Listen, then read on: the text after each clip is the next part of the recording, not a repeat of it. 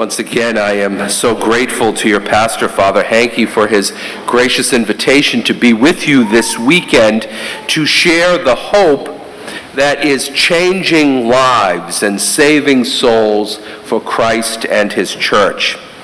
Our Focus missionaries are helping young Catholics to discover anew a relationship with Jesus, a friendship.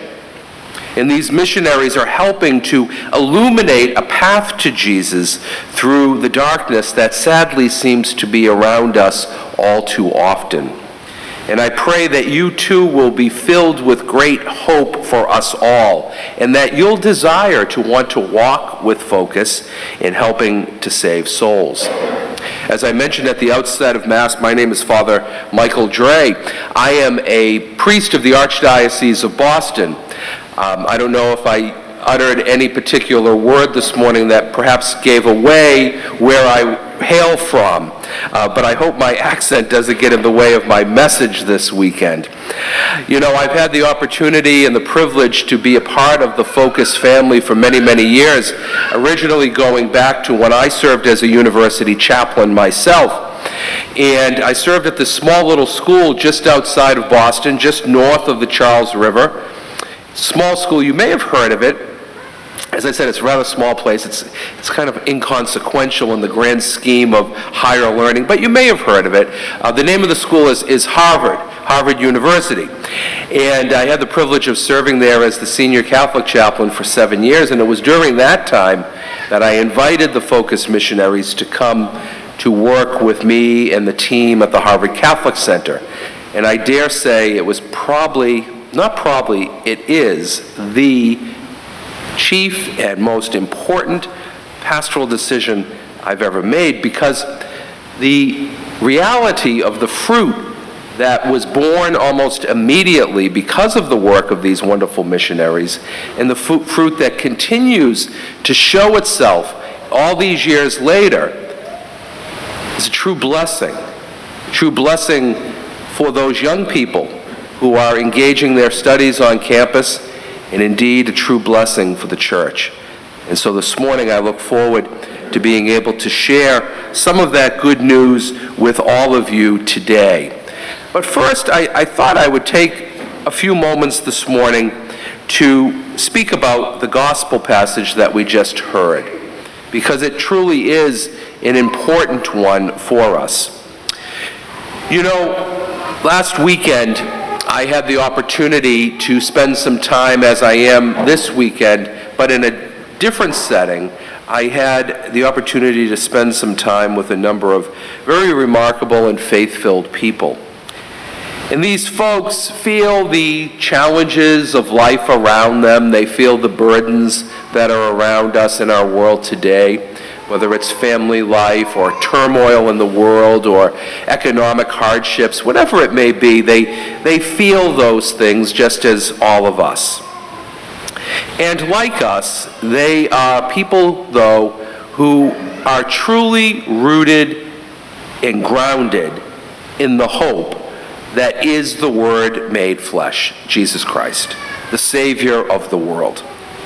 And as a Focus National Chaplain, spending time with folks such as them and such as you this weekend, I always walk away with a lot of hope, a lot of optimism. Because when things are challenging around us, at the end of the day, we may have less of certain things that the world says are important to us. But what we have is truly the most important thing to possess. And what we have is the unconditional love and the unlimited outpouring of grace from our loving God. That truly, my friends, is what matters in the midst of challenges as well as in the midst of the joys of life. God's love and His grace that He gives us to be His sons and daughters. That gives us all optimism in spite of everything else. The folks that I meet, just like you, have reason to hope because their hope, all of our hope, is rooted in Christ. And so today's gospel helps us to understand that hope, and it helps you and me to embrace that hope by staying close to God and not allowing the temporal realities, the worldly realities around us to shape us and control us as best we can. Each of the individuals that I met with last weekend sit in church pews just like this. They have their faith nurtured in their parish church. They have their sins forgiven and they are restored. They are nourished by the Lamb of God in the Eucharist, and they engage their chosen vocations with trust in God. And then they offer themselves. Each one of them offers themselves, as we do, back to God for use in this time and in this place. Friends, how important it is that we acknowledge God at every step of our journey. How important it is that we acknowledge that all that we have, all that we are, and all that we ever will be is from God. And that gives us all the cause, all the more to be hopeful. But in order to be hopeful, we must acknowledge and embrace God's truth. Otherwise, the burdens of life will be oppressive for us if we don't see this truth as the one thing that will set us free. Having been created in the image and likeness of God, we are His own. We belong solely to God. And like the coin that is stamped with Caesar's head, or for us, George Washington's head, we too are stamped. We are claimed with an indelible mark on our souls by God through our baptism. And unlike human coinage, which can fade with the fluctuations of a market, the value of Christian life with God will never fade. If only we acknowledge Jesus' truth with all of our being. If only we give ourselves fully to God's will. If only we offer ourselves to God without counting the cost at every moment of our lives. If only, as I said, we do that, we will be free. Yes, the temporal, the worldly demands and the realities of life will still be around us. After all, we live in this world, and God has given us so much to use, but to use it for His glory. We are all at varying points in our life journey, whether it's the worried parent caring for a family, the concerned person waiting at the hospital for some medical tests to come back, or the student who's nervous about passing a course. Each of us belongs to God. And Jesus is pointing us to God in this gospel account in His life. He's challenging us in unmistakable terms to be attentive, yes, to the temporal and worldly things, but to be truly focused on God, truly focused on Him. It is only then that we can live full and complete lives. And so as we reflect on how we are focused on God, sadly we know that there are some who have taken their eye off the great gift. They've drifted away from God's presence. Maybe it's a friend, a family member, a neighbor, a colleague who once was raised in the Catholic faith, practiced the faith, but sadly no longer practices. And I suppose if I went around the church this morning and asked each of you individually, surely each of you knows someone who fits those criteria. We know that for some of these individuals, their crisis of faith likely occurred during their college years. And there's one statistic I'm going to share with you this morning, and it comes from the Pew Research Institute. And it says this: of those who leave the Catholic Church, nearly 80%, 80, do so by the time they turn 23 years of age. 80% by the time they turn 23. Leaving the journey with Christ at such a critical time when they are making life choices and deciding what path to take in life, they decide not to journey with the Lord, and they drift away. But friends, I'm not here today to dwell on the negative. I'm here to bring a message of hope, that the church is making an active effort to turn that number around, to help our young people to go deeper rather than to drift away. And so the story that I'm about to share with you is a real-life story. It's the story of conversion, and it will sound familiar, I'm sure, to many of you. The story is about a young woman by the name of Megan. Megan grew up in a very Catholic environment, her family, her school, her friends, and she went off to college, as young people her age do. But for Megan, sadly, things began to change very quickly for her. Those things that were important to her became less important when she walked through the doors of her college. She joined a sorority. Not that there's anything wrong with a sorority or a fraternity. They're actually good things. But she became a little too focused and immersed on some of the negative aspects of sorority life. And she immersed herself in the college party scene. And as I said, she drifted away very quickly, actually, from her faith. And after a while, Megan was really afraid to look at the person she had become. She didn't recognize who she was. And after overdoing the party scene at school, she literally woke up in her heart one day and she felt like she had hit rock bottom. She felt hopeless. She felt that happiness seemed so far away for her. She felt lost. Then one day, and I say strictly by the grace of God, she was walking through campus and she was passing the Catholic Center and the chapel on campus. And for whatever reason, Megan reached out for the door handle and she opened the door to the Catholic Center.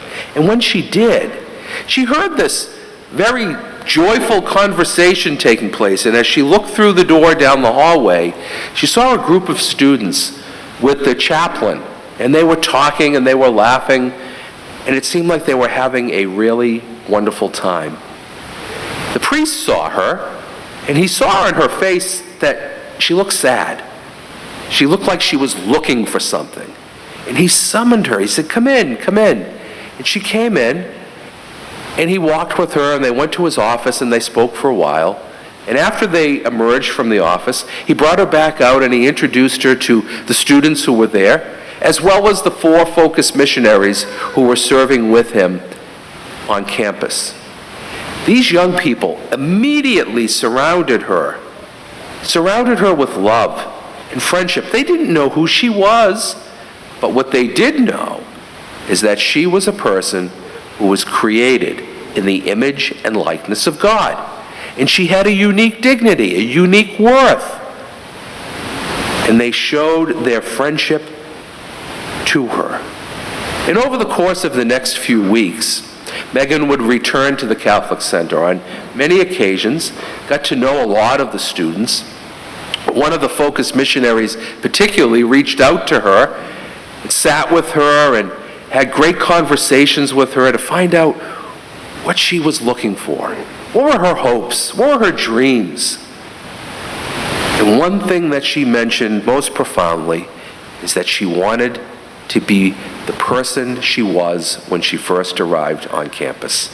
She wanted to know Jesus again. And they helped her. They helped her greatly. She returned to Mass. She went to confession for the first time in many, many years. She began to attend a Bible study on a weekly basis. She went to adoration and rosary group. She really felt reinvigorated.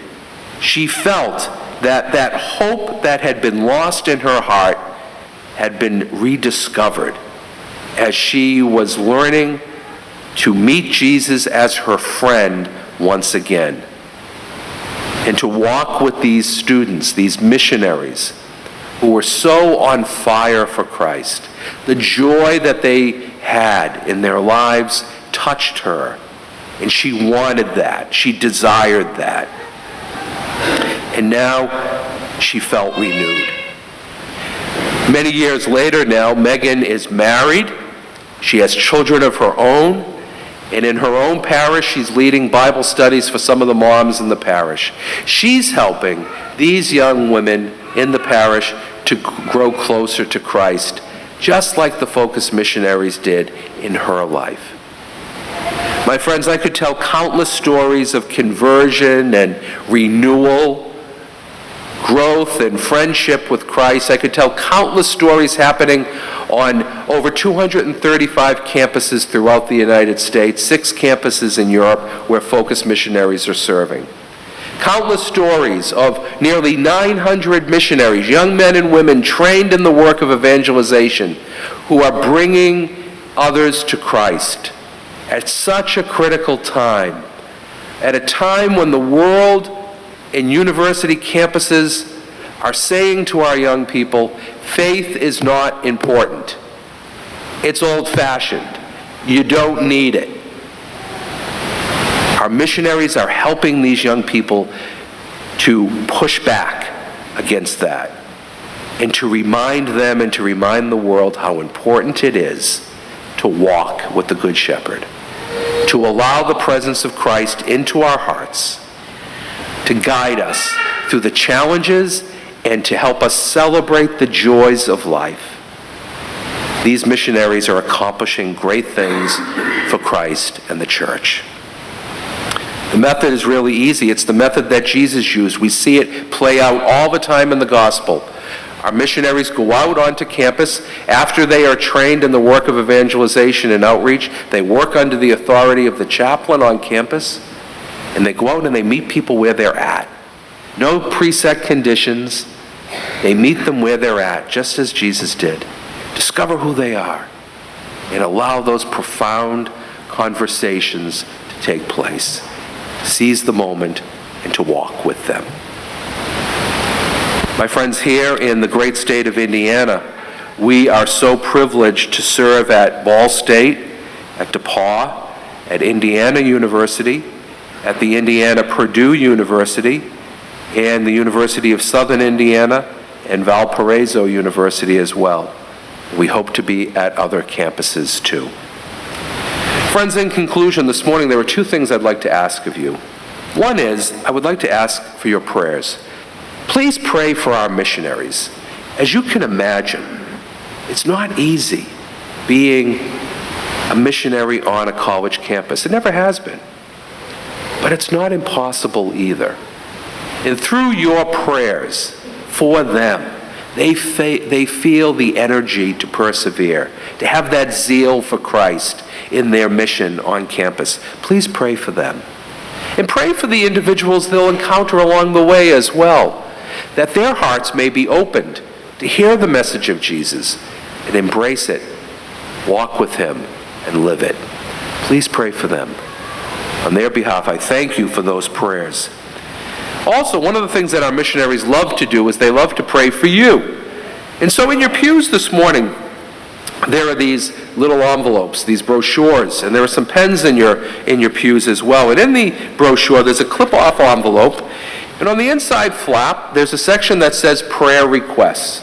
If you have a particular intention that you would like one of our missionaries to pray for on your behalf, I would invite you to fill this out. I'll be in the vestibule of the church after Mass. I'll be happy to receive this from you and make sure that your prayer intentions get into the hands of our prayer warriors. Thank you for considering that. And secondly, and finally, I'd like to ask you, if you feel encouraged, optimistic, hope-filled, that the church is making an effort to help our young people who will return to parishes just like yours to populate these pews, to help them to grow closer to Christ rather than drift away during their college years. If you are encouraged by that and would like to help our missionaries by making a financial gift to help them in their work, you may use this envelope as well. There are details on the inside flap on how to do that, and I would be happy to receive that from you on the way out this morning. Or if you'd like to take it home and pray about how God may be calling you to help Focus missionaries in this wonderful effort, you may do that as well. You can take it home, fill it out, seal it up, Pop it in the mailbox. It'll go off to our headquarters in Denver, Colorado, and you don't even need a stamp. There's a postage paid indicia on it. Just pop it in the mailbox and away it goes. Thank you for considering that as well. We would welcome your investment in the future of the church. So thank you for that. Once again, I want to thank your wonderful pastor and the staff here at Christ the King. It's a great joy last night and now this morning to be with you all to bring this great message of hope. Friends, let us continue in our own lives to embrace the call of Christ, to live it and to proclaim it, and to help others come to know it as well. God bless you all.